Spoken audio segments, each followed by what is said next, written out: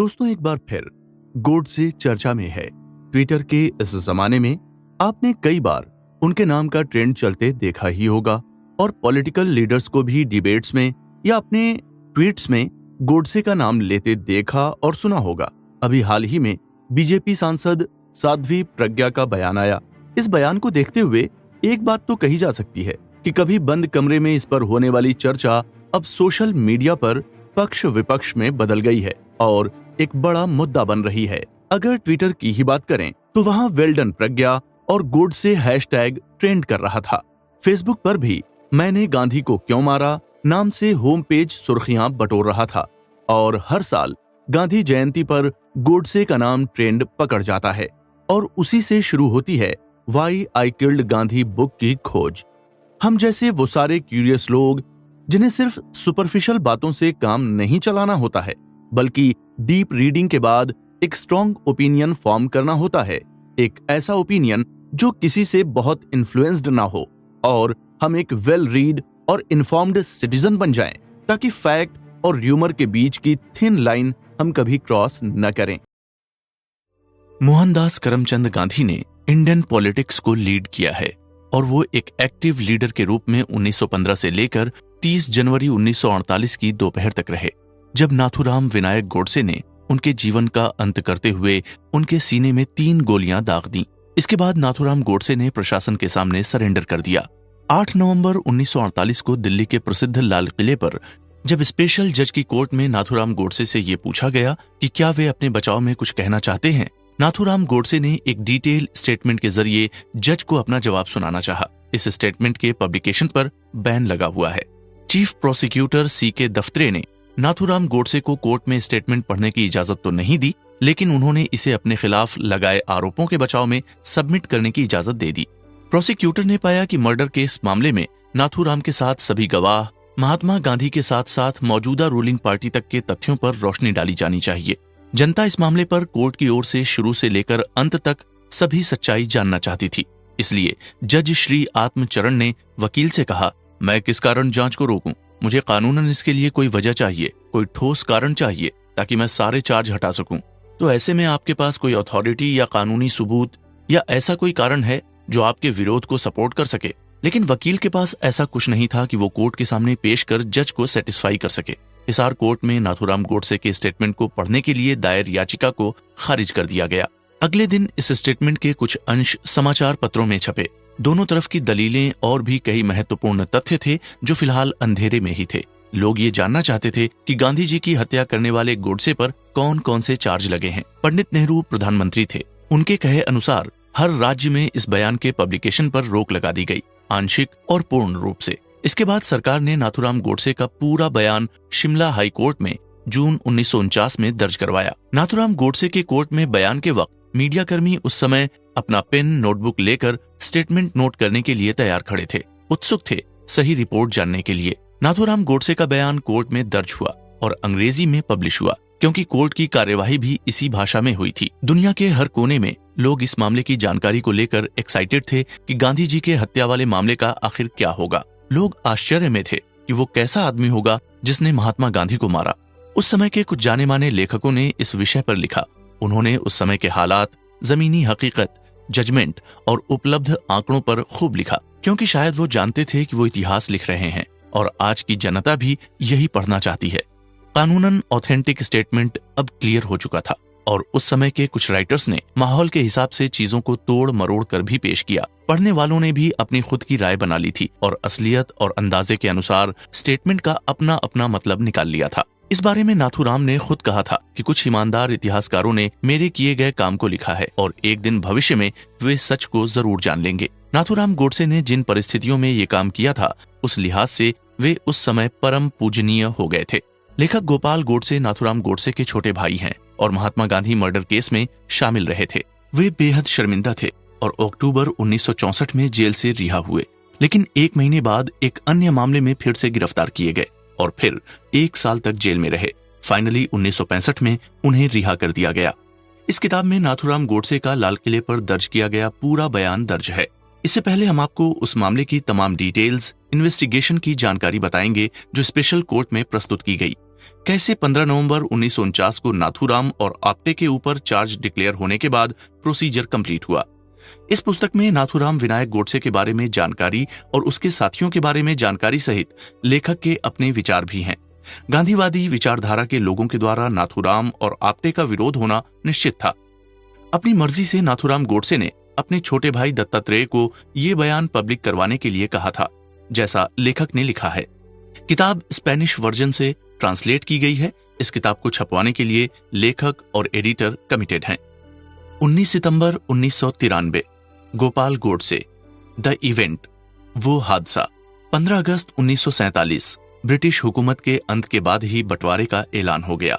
भारत और पाकिस्तान अलग अलग हो गए। लोगों का पलायन जारी था, दंगे हो रहे थे, मौतें हो रही थीं, लूट रेप से पूरा मुल्क परेशान था। और ऐसे में गांधी जी मुस्लिमों के हितैषी और हिंदुओं के विरोधी के रूप में अपनी इमेज बिगाड़ चुके थे। राज्यों के बंटवारे को लेकर काफी मुश्किलें थी। हैदराबाद के निजाम गांधी जी की आज्ञा का पालन नहीं करने वाले थे और वे कश्मीर पर अटैक करने के बारे में सोच रहे।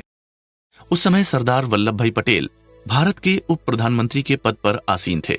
उन्होंने उस समय पाकिस्तान को बसाने के लिए 550 करोड़ रुपए बंटवारे के समय दिए थे। पाकिस्तान की ओर से मुद्दा कश्मीर को लेकर गरमाया हुआ था। 12 जनवरी 1948 को हुई प्रेस कॉन्फ्रेंस से पहले सरदार पटेल ने अपने एक बयान में कहा था कि हम कश्मीर को लेकर एग्रीमेंट पर बात करेंगे, लेकिन भारत सरकार ने इसके लिए कोई फिक्स तारीख या पेमेंट का प्रावधान नहीं रखा था। मैं बात खुले शब्दों में कहना चाहूंगा कि जब तक कश्मीर मसले का हल नहीं होगा, हम बाकी भुगतान नहीं करेंगे, क्योंकि सरदार वल्लभ भाई पटेल जानते थे कि बकाया राशि रोके जाने के बिना पाकिस्तान भारत और कश्मीर मुद्दे का हल नहीं निकालेगा। आग बुझाने के दो ही तरीके हैं, या तो उस पर पानी डाला जाए या उसे ईंधन न दिया जाए। भारतीय सेना कश्मीर मुद्दे पर लड़ने के लिए सक्षम थी, वही भारत सरकार पैसा रोककर ईंधन रोकने वाला काम कर दिया था। ये दंगों को रोकने का और शांति फैलाने का सबसे आसान तरीका था। लाल बहादुर शास्त्री जी जब प्रधानमंत्री थे, उन्होंने उस समय भारतीय सेना को लाहौर तक कूच करने का आदेश दिए जाने का मन बना लिया था। उस समय गांधी जी दिल्ली में थे, जो भारत सरकार की आर्थिक और व्यापारिक नीतियों पर चर्चा कर रहे थे। उन्हें जब इस बात का पता चला तो उन्होंने सरकार के इस निर्णय पर सहमति नहीं जताई और इस पर रोक लगा दी गई। गांधी जी ने सरकार को अहिंसा का पाठ पढ़ाया और गांधी जी ने उस समय भारत सरकार को भूख हड़ताल की धमकी देते हुए दबाव बनाया और कहा कि पाकिस्तान को भुगतान कर दिया जाए। आखिरकार 12 जनवरी 1948 को सरकार को अपना निर्णय वापस लेना पड़ा। लेकिन आप अहिंसा के पुजारी बनकर किसी तरह के अन्याय का साथ देकर समाज पर दबाव नहीं बना सकते। सरदार पटेल ने गांधी जी को समझाया कि वो अपना फैसला वापस ले लें। मौजूदा सिचुएशन में सरदार पटेल को गांधी जी की भूख हड़ताल और हिंसा वाली बात पसंद नहीं आ रही थी। मौलाना आजाद ने अपनी किताब में इस बारे में लिखा है कि 13 जनवरी 1948 को गांधी जी ने भूख हड़ताल शुरू कर दी। परिणाम यह हुआ कि 17 जनवरी को सरकार ने गांधी जी की सारी बातें मान ली और वो पाकिस्तान को बकाया राशि देने के लिए राजी हो गई। साथ ही कश्मीर पर बनाई सरदार पटेल की सभी नीतियां समाप्त हो गईं। भारत सरकार द्वारा 17 जनवरी 1948 को जारी की गई प्रेस रिलीज में लिखा था कि देश की भलाई और गांधी जी की प्रार्थना को ध्यान में रखते हुए भारत सरकार सारे विवादों को भुलाते हुए अपनी ओर से लगाए तमाम नियम कायदे कानून हटाती है। Page number 8। सरकार ने तत्काल गांधी जी की इमेज सुधारने हेतु माहौल तैयार किया और उन्होंने देश के लिए जो किया वो लोगों को याद दिलाते हुए सारी चीजें भुलाने की कोशिश की। सरकार ने तुरंत ही पाकिस्तान को दी जाने वाली शेष राशि के लिए एग्रीमेंट तैयार किया और उसे जमीन पर लागू करने के लिए राशि भेजी। लेकिन कश्मीर का मुद्दा अभी भी जहां का तहां ही था। नाथूराम विनायक गोडसे और नारायण दत्तात्रेय आप्टे ने उस समय हिंदू राष्ट्र नाम से एक डायरी लिखी, जो शायद एक पुरानी किताब अग्रणी का नया रूप था। आजादी से पहले, मतलब 15 अगस्त 1947 से पहले ही देश में एक मुस्लिम राष्ट्र की जरूरत महसूस होने लगी थी, जो भारतीयों की आत्मा को लगातार कचोट रही थी। आए दिन न्यूज़पेपर में इसको लेकर वैचारिक मतभेद वाले आर्टिकल छप रहे थे। 12 जनवरी 1948 की खबर है कि गांधी जी ने पाकिस्तान को बकाया राशि दिए जाने हेतु उपवास शुरू कर दिया था और नाथूराम गोडसे इस चीज को अच्छी तरह से जानते थे कि गांधी जी मुसलमानों के हित के लिए हिंदुओं से लड़ने को तैयार हैं, क्योंकि गांधी जी के दबाव और प्रभाव से भारत सरकार ने अपना निर्णय वापस लेते हुए पाकिस्तान को 550 करोड़ रुपए देने की हामी भर दी थी। इन सब के बाद नाथूराम के दिमाग में कुछ और ही चल रहा था। वो सोच रहे थे कि आगे जाकर इस तरह का इंटरफेयर गांधी जी भारत सरकार के निर्णय में न करें तो बेहतर होगा, और इसके लिए नाथूराम गोडसे कोई भी रिस्क लेने के लिए तैयार थे, क्योंकि उनके अनुसार ये भारत के लिए जीने और मरने का प्रश्न था। 20 जनवरी 1948 को एक बम ब्लास्ट किया गया और उसके समीप ही गांधी जी की प्रार्थना सभा चल रही थी। मदन लाल पहवा उस समय वहां मौजूद थे, जो बंटवारे के समय एक प्रमुख गवाह भी थे। पुलिस को जानकारी मिली कि षड्यंत्र में मदन लाल भी शामिल थे। हालांकि मदन लाल का षड्यंत्र कामयाब नहीं हो सका, लेकिन गवर्नमेंट ने एहतियातन सिक्योरिटी बढ़ा दी थी। पुलिस के एक्टिव नेटवर्क की तरह पूरे भारत में कई लोगों को गिरफ्तार किया गया और ये सिलसिला अगले 10 दिन तक जारी रहा। आखिरकार 30 जनवरी 1948 को ठीक 5 बजे जब गांधी जी अपनी प्रार्थना सभा के ग्राउंड के चक्कर काटकर लौट रहे थे, तभी बिरला हाउस में नाथूराम विनायक गोडसे ने लगातार 3 गोलियां चलाते हुए गांधी जी के सीने को छलनी कर दिया। उनके सीने से बहता हुआ लहू सीधे जमीन पर आ गिरा। 20 मिनट तक इसी हालत में छटपटाते रहे और अंतिम सांसें गिन रहे थे। गोली चलाने के ठीक बाद नाथूराम गोडसे ने अपनी बंदूक जमीन पर रखी और खुद ही पुलिस को कॉल किया। उन्होंने पुलिस के सामने आत्मसमर्पण कर दिया। नाथूराम शुरू से सब कुछ जानते थे और उन्होंने सब कुछ जानबूझकर किया था। उन्होंने पुलिस के सामने अपना जुर्म कबूल कर लिया। लेखक के अनुसार उस समय नाथूराम गोडसे के सिर पर पागलपन, कट्टरवाद और आक्रोश सवार था, इसलिए उन्होंने इस घटना के तुरंत बाद आत्मसमर्पण तक का प्लान बना लिया था। क्योंकि उन्हें गिरफ्तार करने वाले पुलिस और प्रशासन ने तुरंत ही ये भी पुख्ता किया कि क्या वे किसी तरह के मानसिक या शारीरिक बीमारी से ग्रस्त तो नहीं है। लेकिन पुलिस ने पाया कि नाथूराम गोडसे पूर्ण रूप से स्वस्थ है और वो दिमागी तौर पर बिल्कुल ठीक है। गिरफ्तारी के तुरंत बाद नाथूराम गोडसे की तरफ से रिक्वेस्ट की गई कि उन्हें डॉक्टर को दिखाया जाए। जब डॉक्टर नाथूराम का चेकअप कर रहे थे तो उन्होंने डॉक्टर से भी यही कहा कि डॉक्टर जल्दी से मेरा कंप्लीट चेकअप कीजिए। मेरी पल्स, हार्ट बीट सब कुछ नॉर्मल है और काम कर रहे हैं। तुगलक रोड के पार्लियामेंट स्ट्रीट में गिरफ्तारी से पहले नाथूराम कुछ समय के लिए विचलित हो गए थे। लोग उन्हें देखने के लिए भीड़ जमा कर रहे थे। नाथूराम जेल के अंदर आगे पीछे चलते हुए कभी सलाखों के पास आ रहा था तो कभी दीवार के पास जा रहा था।